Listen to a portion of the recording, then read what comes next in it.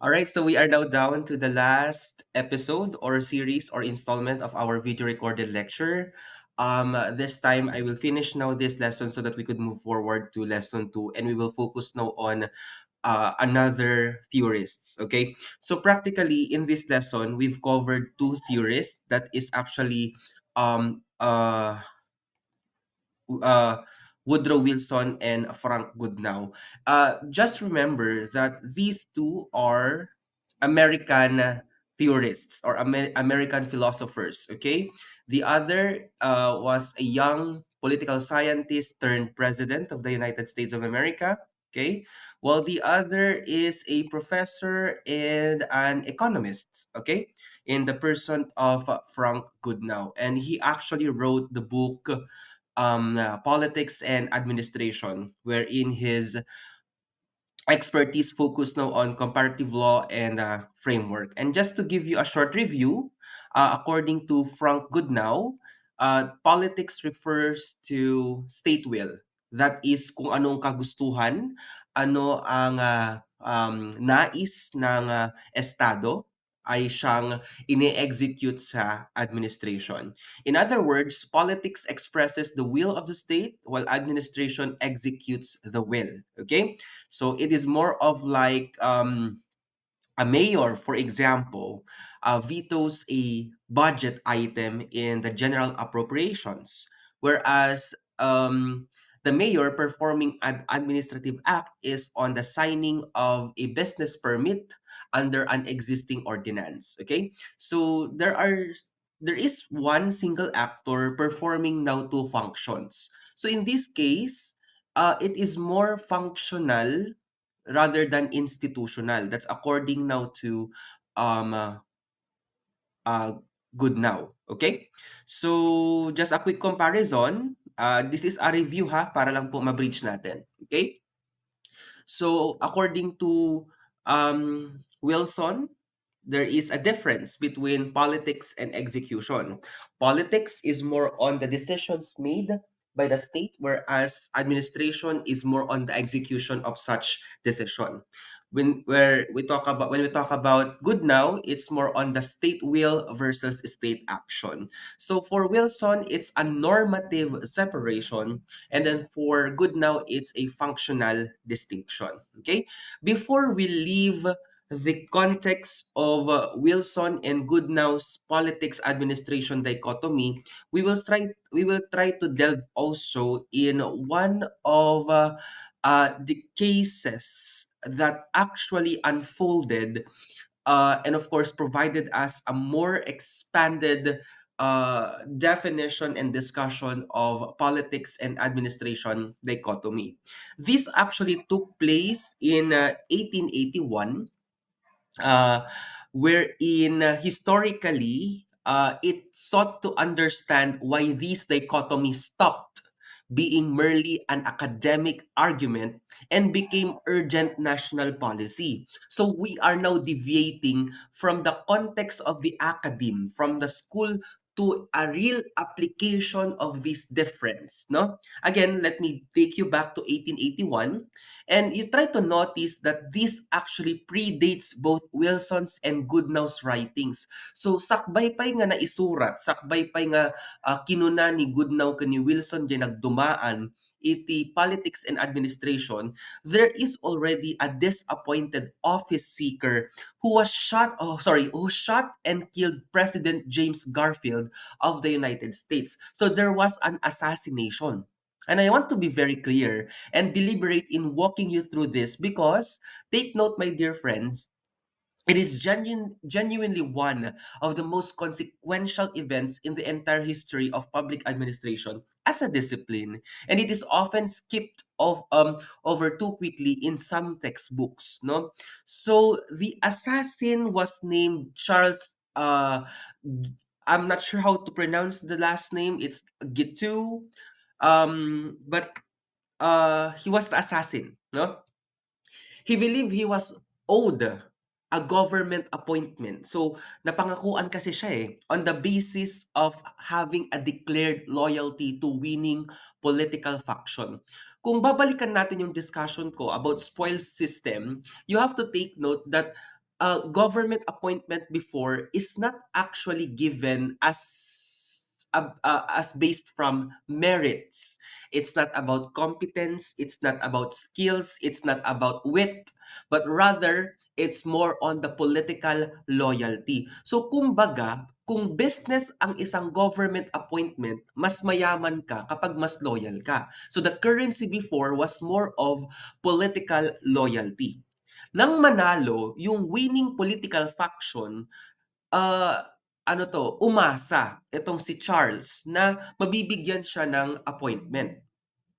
When that appointment failed to materialize, bigong makuha ni Charles yung appointment, okay, he was very frustrated.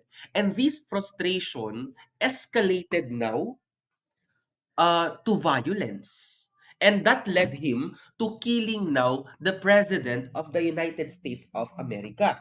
Napapanahon, 'di ba? Kasi nga, right now, dinidinig sa Senado as an impeachment court itong open threat, allegedly, di umano, ng ating Vice President Sara Duterte sa ating Pangulo, sa unang ginang at sa dating House Speaker. Okay? But here kasi, class, there's a difference between the threat provided because he has already killed the US president, okay? And this led now to a direct consequence. Ano po 'yun? Okay? Yung appointment supposedly is an administrative decision. So kung babalikan natin yung mas nahuling definitions ni na Goodnow at Wilson, dapat ang pag-a-appoint, okay, yung pagtatalaga sa isang tao, sa isang government office or sa isang posisyon, this should be an administrative function, di po ba? However, nangyayari kasi sa Amerika at that time, it became more of like a political activity. Sa kalaeng maikan iti appointment no mapatunayam, mapaneknekam nga si kaket loyal dun sa nanalong faction. The denial of these appointment escalated all the way to the presidential assassination. See how bulok, how spoiled the system was before? Umabot pa sa patayan, although nangyayari naman ngayon ito. 'Di ba? Na talagang there is a culture of violence just in case hindi mo makuha ang gusto mo. And nakakatakot 'yan. However, yung moment na 'yon, it was really how do you very anticlimactic kasing opening ko ng third episode 'no, kasi patayan na. But nonetheless, okay, it shook the American public and the political leadership to confront now yung uncomfortable truth. What is that? The spoils system was not merely inefficient or unfair. It became genuinely dangerous. 'Di ba? Again, yung spoil system po na binabanggit ko is more on the padrino or patronage system, 'di ba? Ito yung parang give and take ng mga politiko. Iboto mo ko, sure ako mabibigyan ka ng posisyon. Pero bakit siya naging spoiled? Okay, kasi nga not all promises are meant to be fulfilled. And there is an infamous saying, and I think this should not only be applied to romantic relationships but also to politics, because promises are meant to be broken, 'di ba? Magaling mangako ang mga politiko para lang bihagin tayo at bilugin ang mga ulo natin into supporting them. And this already a norm in the Philippines. Lagi itong nangyayari sa bansa po natin. Every election, anong ipinapangako po sa atin? Pag-asa, pag-ahon sa kahirapan. But what's happening after the election? Huyo na kayo, 'di ba? If you try to compute yung ipinamumudmod nilang pera para bilhin ang boto natin, for example, nakangeg ka iti maysa nga balita nga ijay kano lasud mangmangted dati 500 pesos for example. Oh, nakatanggap ka, ibinoto mo siya. Imagine your life in the next 3 years kapag nanalo sila. Am-amuda ka pay ba? Sila sumasahod ng mahigit sa 200,000 pesos per month. Ikaw, magkano ang natanggap mo? 500 pesos. Meron ka ba bang natanggap afterwards? Wala na. Kung meron man, ayuda tuwing sakuna lang. 'Di ba? That's the spoil system, class. Okay? And we should stop this kind of padrino system. Kasi it becomes genuinely dangerous. Sa Amerika, umabot pa sa puntong pinatay ang pangulo. Okay? Now, bakit natin dinidiscuss itong assassination ni Garfield? Okay? Ni pagkakapatay sa Pangulong James Garfield ni pinatay ni Charles. Okay? Take note. You try to trace the full chain of reaction because this sequence will teach us a lesson. It began with private prostration. Bakit private prostration? There is a private individual who was disappointed, extremely frustrated. He was denied of his personal ambition to become part of the government. That private frustration escalated into national tragedy, the killing of the sitting president. That national tragedy generated public outrage. There was a collective, visible demand that something change. And that public outrage, in turn, becomes the political fuel for civil service reform. Reform that might otherwise have taken decades longer to achieve the ordinary legislative process alone. Now, I want you to notice something important about how major reforms actually happen in the real world. Hindi ito dumaan sa mahaba at masalimuot na legislative process. It only took a bullet that killed a president that led to a change. So, anong sinasabi mo, sir? Kailangan patayin din natin yung presidente. No, no, no, no, no. That's not what I'm saying. But sometimes, they require a crisis severe enough that political cause of inaction finally exceeds the political cause of change. Anong ibig sabihin yan? Minsan, yung pagiging pabayadi ng pamahalaan ang nagtutulak sa mga tao na gumawa ng ganitong mga drastic measures in order for them to exact change. Why? Because we are expecting the government to do their job. But what are we seeing right now? Diba? You keep this in mind, the pattern, at nangyayari siya ng nangyayari. Okay? Arguably, in the Philippines, for example, di ba?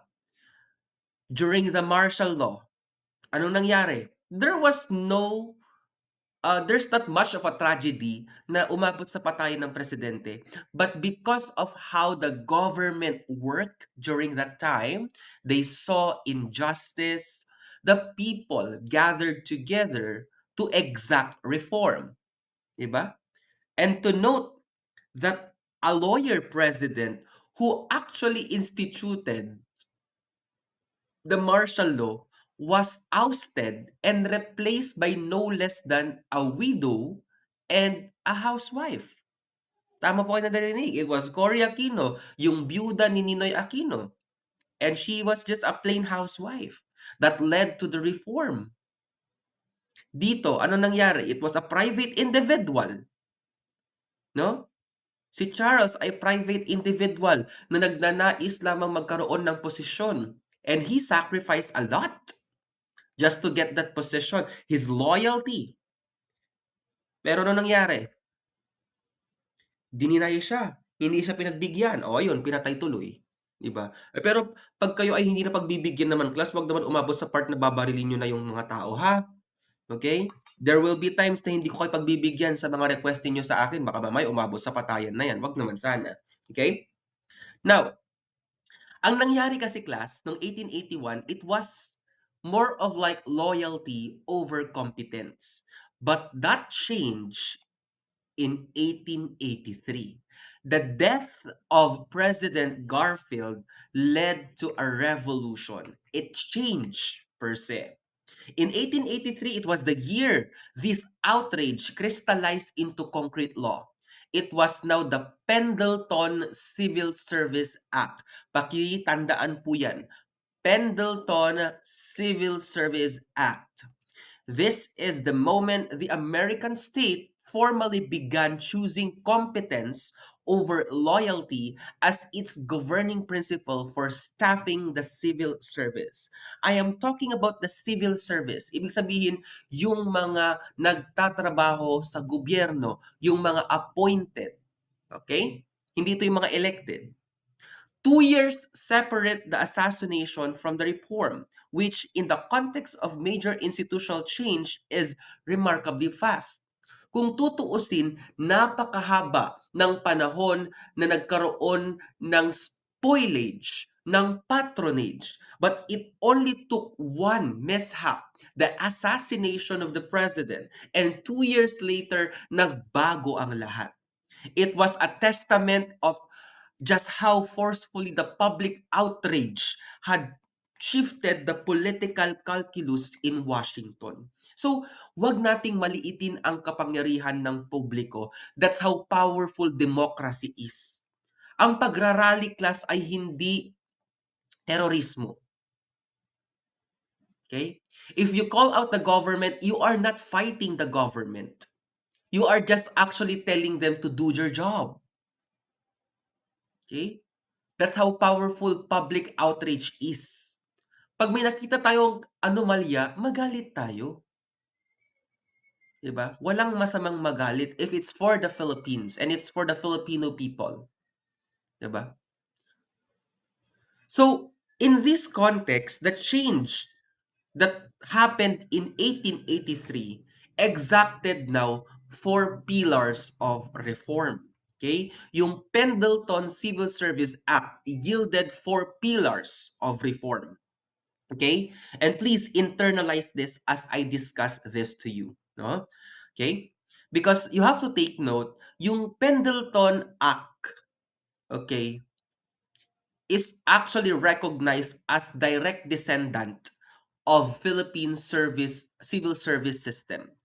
So yung Pendleton Act po ay isa sa mga basehan ng Philippine Civil Service System na ginagamit natin hanggang ngayon.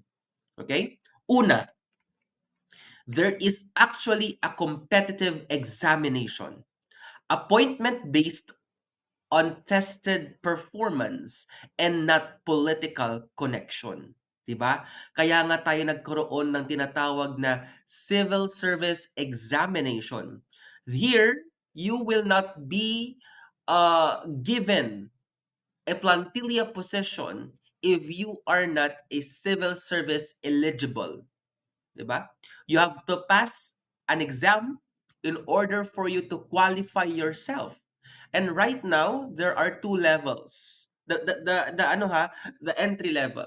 We have the CSC, professional and sub-professional. Okay? For sub-professional, this is more on the clerical jobs. For CSC professional, of course, you will be performing now highly technical jobs. Okay? Kaya nga I always encourage my students, no, lalo na sa atin na mga non-board, Pol-Sci, Public Ad, Business Ad, wala tayong board exam. So the only weapon we have is to pass the civil service exam. Okay? Yun po yun. Okay?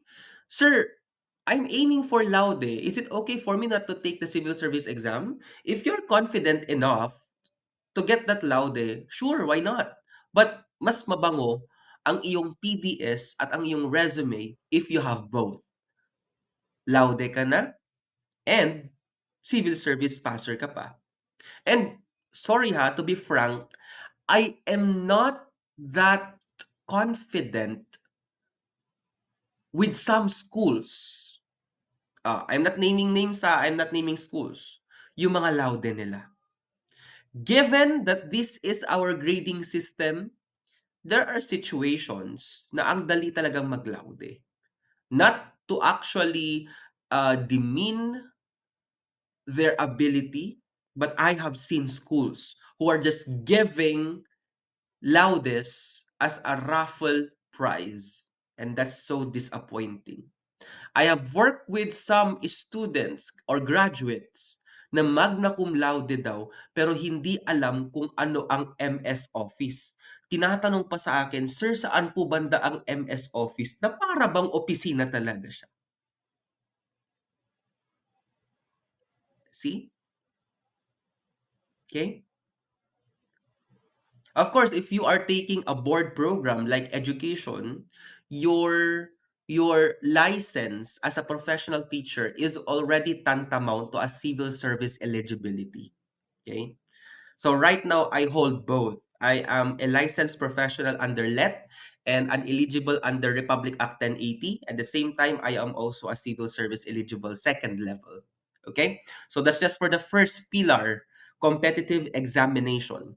Second is merit and fitness. Okay? And this is actually an operative standard for who gets hired and promoted. Okay? Merit, okay, based on your qualification. Okay, so merit is more on your good quality to deserve something. It can be your uh it can be a value or it could be an excellence to something. So for example, you are not just a graduate of public ad, but you also garnered the highest GWA, landing now as summa cum laude. So it could be a plus point or an advantage on your end. So you have the merit to get that position, okay, especially if you are working as an HR later on and that all of them are qualified. Therefore you have to weigh things out in order for you to see who got the most meritorious and most fit among the candidates. So the principle of merit and fairness is actually a core legal principle used in public service to guide the recruitment, selection, and promotion of government workers based strictly on their competence, qualifications, and competitive examinations rather than political patronage or personal connections. When you say merit, this is more on that you have proven yourself with high performance, relevant education, training, skills, and appropriate civil service eligibility. Fitness, on the other hand, is defined as the overall capability and physical or mental readiness of an individual to perform the essential duties of a job. So later on, kapag nag-apply kayo ng trabaho, it's not enough that you are a graduate, that you have eligibility, you are also tested or measured according to your fitness. Mentally, kaya meron tayong psychological exam, cognitive, meron tayong may mga exam kayong tinitake. When I applied for this position, meron kaming dalawang exam na tinake. Parehong written. Yung isa is more on our cognitive skills. That means, excuse me, para siyang entrance exam sa college. Yung isa naman is an essay question, situational siya. And then I also took my psychological examination. Meron pang physical examination. Nag-take pa kami ng drug test. Ganun. Okay? Of course, the third pillar in this slide is an independent civil service commission, a body with the institutional authority to oversee and enforce these standards. And natatandaan niyo yung concept of insulation, dapat independent siya from political control at hindi siya pwedeng mapenetrate ng politika. Okay? In the Philippines, meron din tayong Civil Service Commission, and this is actually because of our constitution. This is one of the three, no? This is one of the three um constitutional commissions of the government as enshrined now in Article 9 of the 1987 Constitution. Ano po yung tatlong constitutional commission aside from the Civil Service Commission? That is the Commission on Election and the Commission on Audit. Yang pong tatlong yan, they are independent constitutional commissions free from political control. Okay? So, the establishment of the Civil Service Commission is actually to govern and oversee now and promulgate the laws governing public service. Diyan na rin po papasok later on yung RA 6713, and I think this is one of your course right now with Mr. Castillo. Yung RA 6713 is the ethical standards of public officials and government employees. Okay? And lastly is the protection from political pressure. They have set mechanisms explicitly designed to shield civil servants from retaliation or coercion tied to political loyalty. Hindi ka pwedeng basta-basta tanggalin sa position just because the new administration is not aligned with you are not aligned rather with the winning political faction. Kasi mahirap, class, kapag kataon-taon na lamang nagpapalit-palit tayo ng mga empleyado. It is true that every 3 years or 6 years in the Philippines ay nagbabago ang administrasyon kapag ka-eleksyon. Pero hindi dapat din magbago or alisin ang mga taong nakaupo as civil servant. So we are now protected. Okay? So for example, I am not pro Duterte. Okay, nanalo ang presidente si Duterte, so ibig sabihin tatanggalin lahat ng instructors na hindi maka-Duterte. Example lang ha. O for example, hindi ako maka-BBM. O nung nanalo si BBM sa 2022, hindi na ba ako pwede maging instructor just because I am not pro-BBM? Or sabihin natin mananalo si Sara Duterte sa 2028. Hindi ako maka-Duterte. Hindi na ba ako pwede ma-promote? Hindi. Mali. Okay? So we are protected. Okay? So these frameworks may ring a bell or it may be too familiar for us because almost point to point, yung ating sariling Civil Service Commission ay parehong-pareho doon sa Amerika. And we will examine that later on. Okay? So because of this, nagkaroon ng radical change. If we try to compare the US before 1883 and after 1883, we can see a very big difference. Before, loyalty matters. This time, we focus on competence. Before, patronage is a very expensive currency. This time, it became merit. Okay? Before, there is a very high rate of turnover. Yung pagpapalit-palit ng mga empleyado. Ngayon, we can observe professionalism. There is also extreme political dependence before, but right now, institution becomes stable. So let me just walk you through the historical timeline. In 1829, there is what we call as a spoils tradition. And then in 1881, President Garfield was assassinated. And then in 1883, it was the enactment of Pendleton Act. In 1887, Wilson came in with the definition of the politics administration dichotomy. In 1900, nag-expand yung politics and administration dichotomy ni Goodnow. And in 1935, na-establish po natin ang Philippine Service Commission. And in 1987 sa Pilipinas, mas napagtibay po yung merits and fitness as a basis for appointment in the government. Okay? By means of merit and fitness according to 1987 Constitution, particularly Article 9B, Section 2, Paragraph 2, what does it say? What does it say? Appointments in the civil service should be based on competence and not political connection. But there is a big but there. Okay?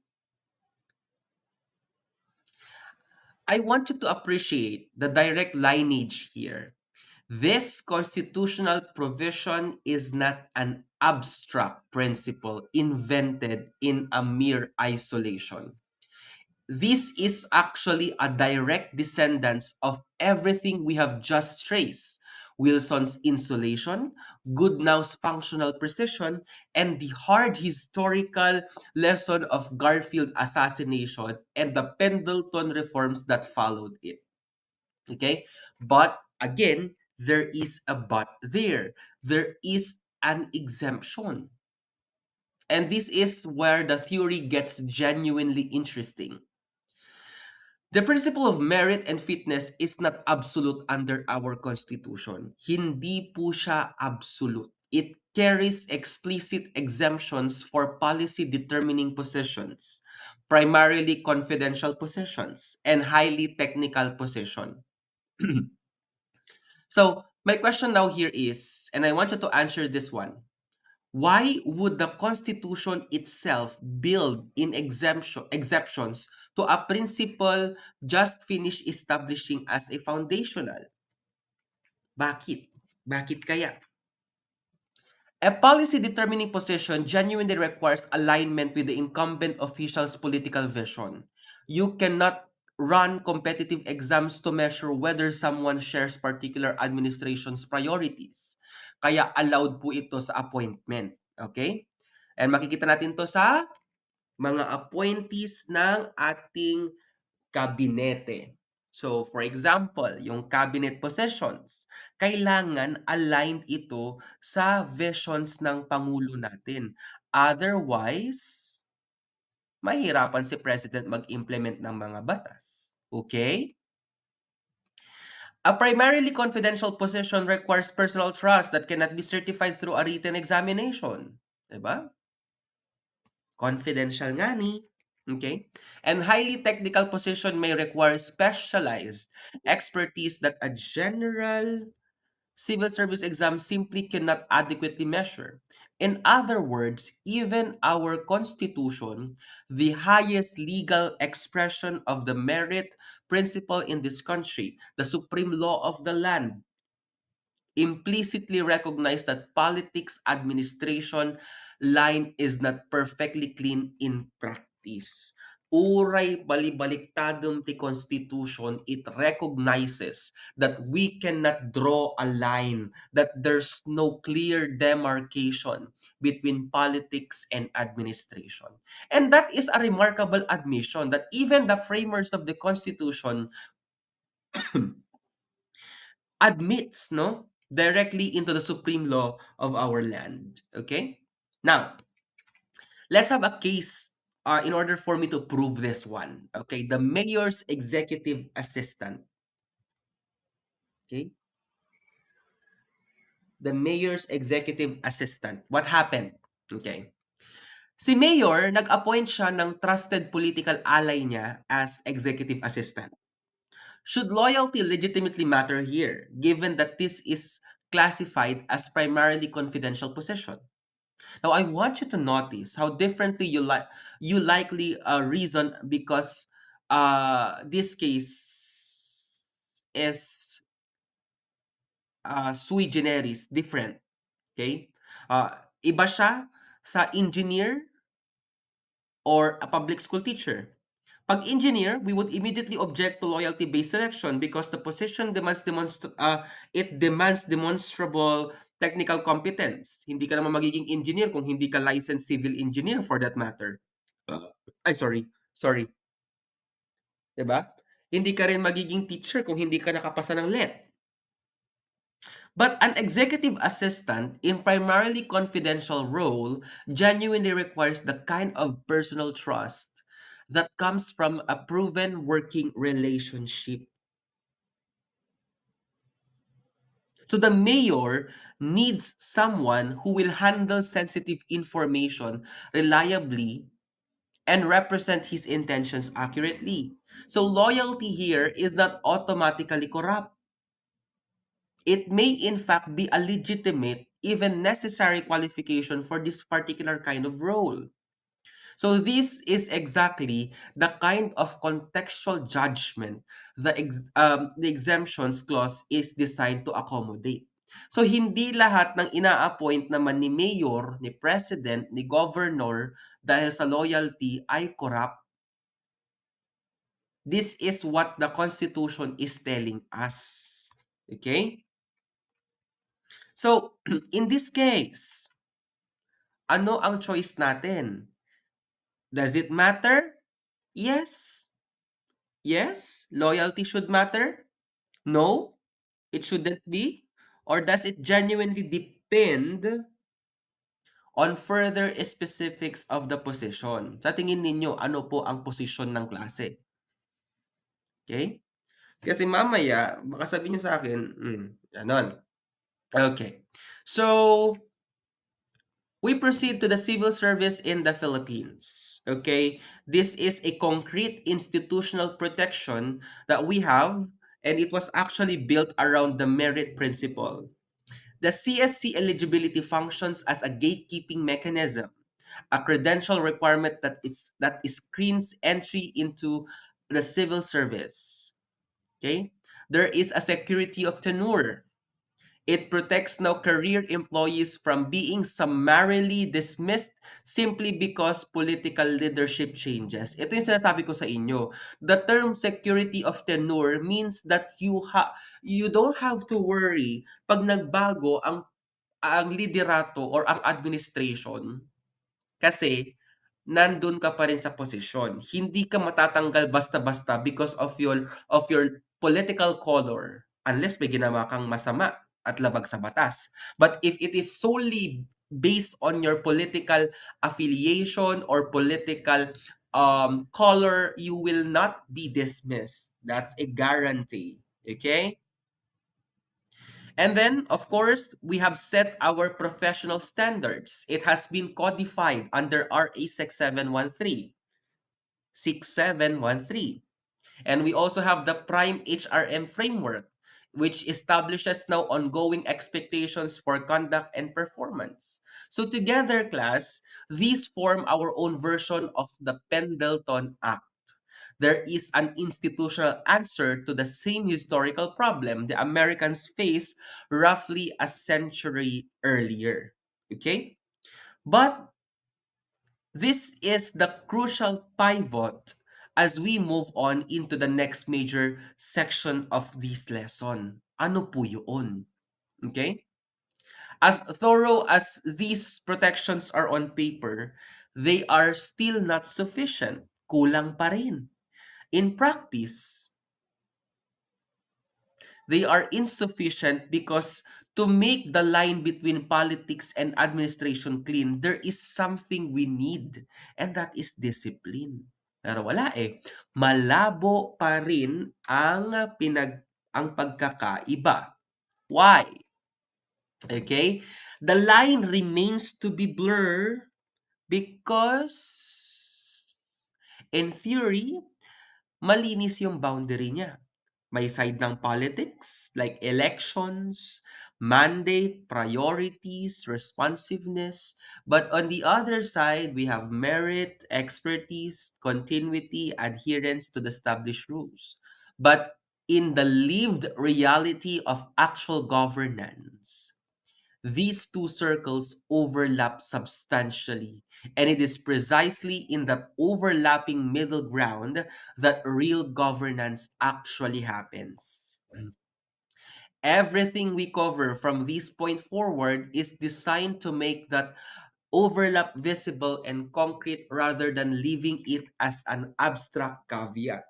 Okay, so let's take the case of a municipal engineer. A newly elected mayor removes a licensed municipal engineer from their post. The replacement is the mayor's own campaign manager, someone with no engineering background whatsoever. I want you to resist the urge to answer immediately and instead notice your own hesitation. Do you think this is a legitimate exercise of political appointment authority? Which the mayor genuinely possesses under the law. Meron pong kapangyarihan ang mayor bilang appointing authority na mag-appoint ng kung sino ang naisin niya. And that is legal according to our law. Or meron bang administrative abuse dito? Because the position demands technical qualifications. And these technical qualifications, the replacement clearly lacks it. Now, hold this case in mind. We are about to examine it through both Wilson's lens and Goodnow's lens. And I think you'll find that neither framework will fully resolve on its own. But tignan lang natin. Okay. Tignan natin sa part ni Wilson. Okay. Ask yourself, doon sa case ni civil engineer na natanggal, what would Wilson say is actually lost when technical competence is subordinated to political loyalty sa mga role na ganito? I want you to try naming the losses specifically. Okay? Of course, automatic, yung efficiency mawawala. Because yung umupong engineer, untrained. Hindi naman siya lisensyado eh. So practically, bagsak din sa expertise. 'Di ba? You are expected to put up infra projects and yet you are not a licensed engineer. How will you actually prove to us the integrity of the structure? Of course, mawawala yung continuity of technical projects. Yung mga nasimulan na, wala, matitigil, matitenga. And lastly, babagsak yung public trust because residents can see, no? That competence was sacrificed for political convenience. So para kay Wilson, bagsak. Okay? This is precisely the kind of appointment his entire framework was designed to prevent. Kaya nga po niya inintroduce sa atin yung insulation eh. Okay? So, yaan yung kay Wilson. Tignan natin doon sa case naman ni Goodnow. Ano naman kaya sasabihin ni Goodnow? Okay? Is the appointment decision itself a political act?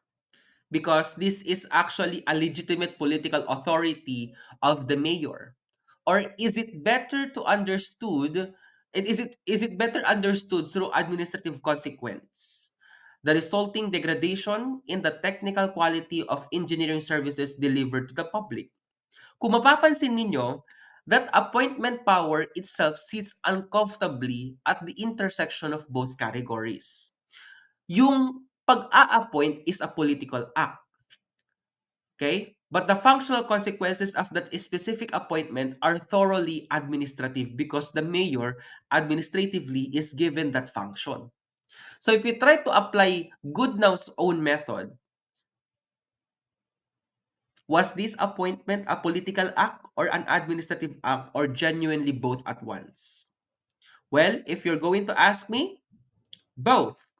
That is precisely what makes appointment power one of the most persistently contested area in all public administration, hindi lang sa Pilipinas. Okay.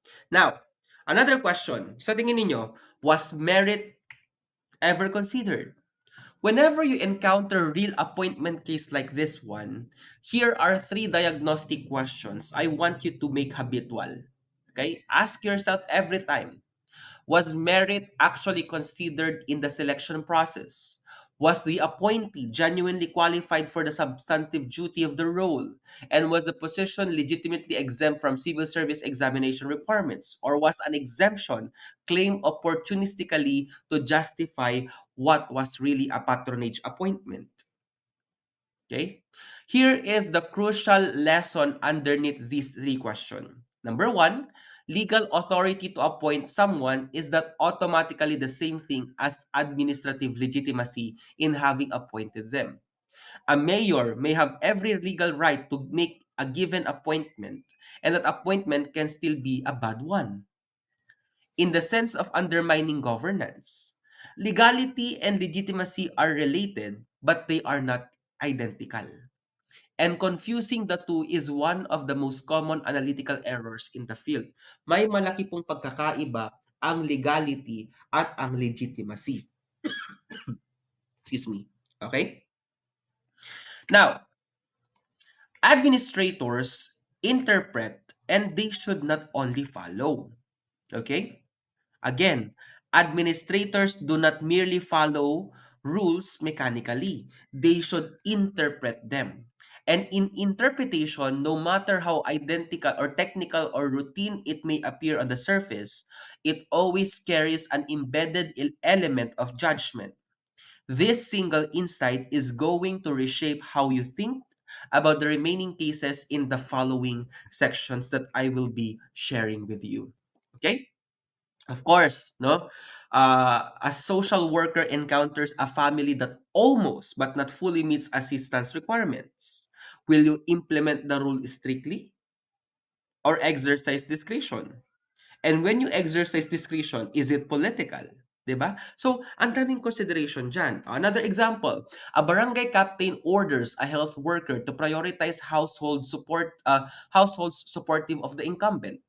Is that politics? Is that administration? Or is that patronage? Which one? 'Di ba? Kung nakakalito siya kung tutuusin. Okay? Disaster. Okay? Relief goods are delivered first to politically supportive barangays because officials say they are easier to coordinate with. Is it efficiency or favoritism? 'Di ba? So madaming mga pwedeng maging argument dito. Okay? And then of course, a mayor launches an online permit system. Technical staff warn, remote barangays have weak internet access. So should administrators simply execute the mayor's order kahit na may mga hindi makaka-access sa bundok? Okay? So, madaming mga considerations dito, class. Okay? But the bottom line is that yung dichotomy is makakatulong talaga for our understanding. But it was never completely real. What does it mean? Okay? Politics administration dichotomy was always helpful. It gave the field the founding vocabulary, the founding institutions, and the founding sense of professional identity. But it was never completely real. The line it describes is more of a helpful simplification than an accurate map of how governance actually works. Okay? So, bakit siya founding? Because it simplified the work, it professionalized the work, it legitimized the work, and it organized the work. Pero, administration should be completely separated from politics. I want you to debate on this one. Okay, so this is where I leave you so that you could actually better grasp what I am saying. Okay, but bottom line, politics sets the direction, administration turns direction into action. Okay, so just to synthesize our lesson, we started with discussing a patronage crisis. Then here comes civil service reform. Then we have Wilson's definitions, good now, and then of course the merit system. There are also modern critics, and of course, we have discussed the Philippine governance. Okay? So, dito na lang muna ako. Politics determines what government promises. Administration determines what citizens actually experience. Okay? The line exists, but it moves. So, in our next lesson, we will talk about Max Weber and bureaucratic rationality. Maraming salamat and see you sa susunod na lesson po natin.